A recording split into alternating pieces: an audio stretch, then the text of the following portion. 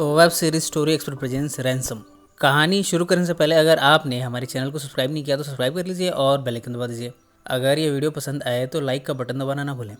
इस कहानी की शुरुआत होती है मल्टी मिलियनियर टॉम मिलन और उसकी वाइफ केट से। इनका बेटा है शॉन। फिलहाल ये एक साइंस फेयर को अटेंड करने की तैयारी कर रहे हैं। केट काफ़ी थक चुकी है। टॉम जाकर उसके शोल्डर्स पर थपथपी देता है, उसे मसाज करते हुए अगले दिन के लिए प्रिपेयर करता है। अगले दिन ये साइंस फेयर को अटेंड करने पहुंचे हैं। साथ में इनका बेटा शॉन भी है। या केट अपनी स्पीच सब लोगों के सामने देती है, जबकि टॉम बलून में इंस्ट्रूमेंट रखकर उसे रिमोट से उड़ाना सिखा रहा है। शॉन इसके बाद रिमोट से इसे उड़ाने लगता है। कोई शख्स है जो छिपकर शॉन को देख रहा है। वो मौका देखकर अपने साथियों के साथ शॉन को किडनैप कर लेता है। टॉम और केट उसे इधर उधर ढूंढने की कोशिश करते हैं, पर वो कहीं नहीं मिलता। घर पहुंचकर टॉम को एक फ़ोन आता है। इसमें कंप्यूटर वॉइस है जो कि उसे मेल खोलने को कहती है। टॉम मेल को ओपन करता है। इसमें किडनैपर ने कुछ तस्वीरें भेजी हैं। शॉन को हैंडकफ से बांधा गया है। ये सब देखकर टॉम के साथ साथ केट इमोशनल होते हैं। केट इसका इल्ज़ाम टॉम पर लगाती है। ना वो उसे अकेला छोड़ता और ना ये सब होता। टॉम उसे दिलासा देता है कि वो शॉन को कैसे भी बचा लेगा। इतने में किडनैपर का फ़ोन आता है। वो कहता है कि पुलिस या फिर किसी और को भी पता चला तो शॉन को वो लोग मार देंगे। उन्होंने $2 मिलियन की डिमांड रखी है। इधर हम शॉन के पास देखते हैं किसी लेडी को, और साथ में एक शख्स भी है। इन दोनों ने शॉन को हैंडकफ से बांधकर उसकी आंखों पर पट्टी बांधी है। इधर टॉम केट से कहता है कि उसे पुलिस को इस बारे में बताना चाहिए। केट इसे इनकार करती है। टॉम कहता है कि पैसे मिलने के बाद भी किडनैपर शॉन को वापस नहीं करेंगे। इसके बाद ये FBI को फ़ोन लगाते हैं। न्यूयॉर्क के पेंट हाउस में स्पेशल एजेंट लोनी हॉकिंस के अंडर में एक टीम यहाँ पहुँचती है। इधर हमें पता चलता है कि शॉन को किडनैप करने वालों में मैरिस कॉनर है। वो टॉम की केटरर है। उसने अपने भाइयों क्लार्क और कबी बॉन्स के साथ साथ माइल्स रॉबर्ट्स और डिटेक्टिव जिमी शेकर के साथ मिलकर इस किडनैपिंग को अंजाम दिया है। यहाँ हमें यह भी पता चलता है कि डिटेक्टिव जिमी शेकर मैरिस का बॉयफ्रेंड होने के साथ साथ इस किडनैपिंग का मास्टरमाइंड भी है। टॉम FBI की टीम से कहता है जैकी ब्राउन जो कि यूनियन मशीनिस्ट है, वो मेरे बिजनेस स्कैंडल्स को फॉलो करता है। हो सकता है कि उसका हाथ हो इस किडनैपिंग में। यहाँ पता चलता है कि ब्राउन फ़िलहाल प्रिजन में है। ये सभी प्रिजन में ब्राउन को विजिट करने जाते हैं। टॉम उस पर किडनैपिंग का इल्ज़ाम लगाता है। ब्राउन गुस्से में कहता है कि उसे इन सब के बारे में कुछ भी नहीं पता। इसके बाद FBI की टीम टॉम को रैंसम को डिलीवर करने को कहती है। टॉम इसके लिए एग्री हो जाता है। टॉम को एक फ़ोन आता है। ये फ़ोन जिमी शेकर का है। शेकर इलेक्ट्रॉनिक इंस्ट्रूमेंट के जरिए अपनी आवाज़ को बदल कर बात करता है। अपनी डिस्गाइज्ड वॉइस में वो टॉम को इंस्ट्रक्शन देता है। टॉम इसे फॉलो करता है। इसके बाद हम टॉम को देखते हैं कि वो शेकर के इंस्ट्रक्शंस को फॉलो करता हुआ न्यू जर्सी में कभी से मिला है। यहाँ टॉम पैसों को देने से इनकार कर देता है। उसे कभी पर शक होता है। कभी उसे पैसे लेने की ज़िद करता है। यहाँ दोनों में फ़ाइट होती है। इतने में FBI यहाँ इंटरवीन करती है। ये कभी को शूट करके मार देते हैं।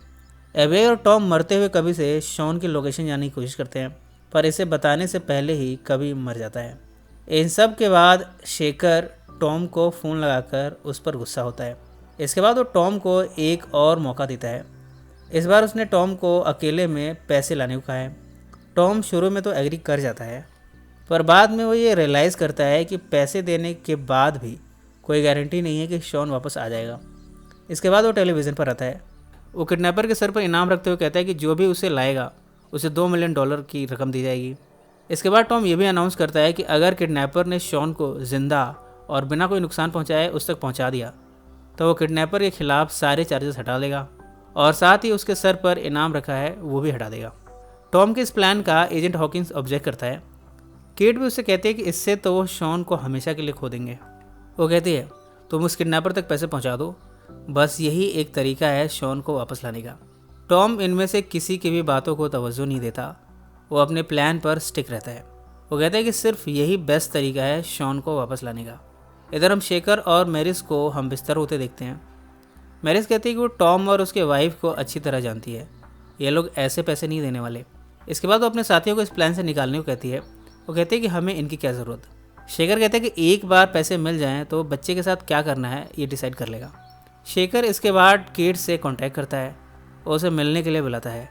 यहाँ वो केट से कहते हैं कि रैंसम के पैसे उसे पहुँचा दो वरना शॉन की जान चली जाएगी। इधर टॉम भी अपने प्लान पर कायम है।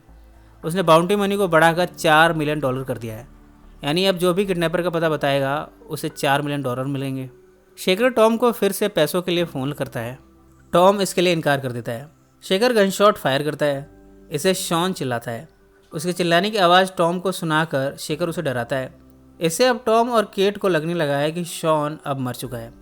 इधर क्लार्क और माइल्स इस प्लान को छोड़कर भागने की कोशिश करते हैं। शेखर क्लार्क और माइल्स को शूट करके मार देता है। इसके बाद वो इसे ऐसा दिखाने की कोशिश करता है कि माइल्स ने पहले गोली चलाई थी। इस समय उसने NYPD से बैकअप के लिए फ़ोन लगाया है। मैरिस इतने में शेखर के आर्म में गोली चलाती है। इस पर शेखर उसे भी शूट करके मार देता है। इन सब के बाद NYPD की टीम पहुंची है। ये शेखर और शॉन को साथ में देखते हैं। NYPD को ऐसा लगा है कि शेखर ने शॉन को ढूंढ निकाला है और साथ ही शॉन को किडनैपर से बचा लिया है। इसकी खबर हॉकिंस टॉम और केट को देता है। इस तरह शॉन इन दोनों को वापस मिल गया है। इधर तीनों रियूनाइट हो रहे हैं, जबकि इस समय शेखर हॉस्पिटल में है। टॉम मैरिस को भी रिकग्नाइज करता है। शेखर बाद में टॉम से मिलता है। वो किडनैपर के सर पर रखे इनाम को क्लेम करता है, इसीलिए वो देश छोड़ने की फिराक में है। इतने में इन्वेस्टिगेटर्स को मैरिस और शेखर के बीच के रिलेशन का पता चल चुका है।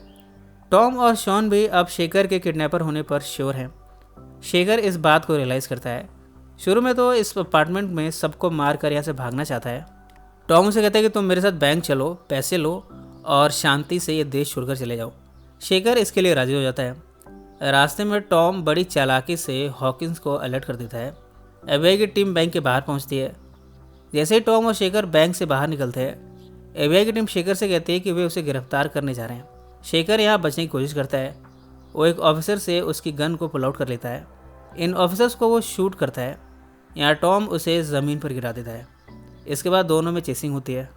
भागते हुए दोनों शॉप विंडो के पास गिरते हैं। यहाँ दोनों को काफ़ी चोटें आती हैं। यहाँ टॉम शेखर से उस गन को पिक करता है जिसे शेखर उन ऑफिसर्स से पुल आउट करके लाया था। टॉम इस गन को शेखर पर पॉइंट करता है। हॉकिंस और उसकी टीम यहाँ पहुँचती है और टॉम से पिस्टल को ड्रॉप करने को कहते हैं। इतने में शेखर दूसरे हिडन गन को निकालता है। वो चलाने को ही था कि इतने में टॉम और हॉकिंस उस पर शूट कर देते हैं। टॉम फाइनली अपने गन को ड्रॉप करता है। यहाँ पुलिस की टीम टॉम को अरेस्ट करने आगे बढ़ती है, पर हॉकिंस सभी से कहता है कि वो अपने स्टेटमेंट में ये कहेंगे कि टॉम ने जो किया वो सेल्फ डिफेंस था। अब तक केट भी यहाँ पहुँच चुकी है। इस तरह टॉम या केट के साथ सेफली निकल जाता है। इसी नोट पर यह फिल्म समाप्त हो जाती है। सो फ्रेंड्स, फिर मिलेंगे ज़िंदगी के किसी नए मोड़ पर।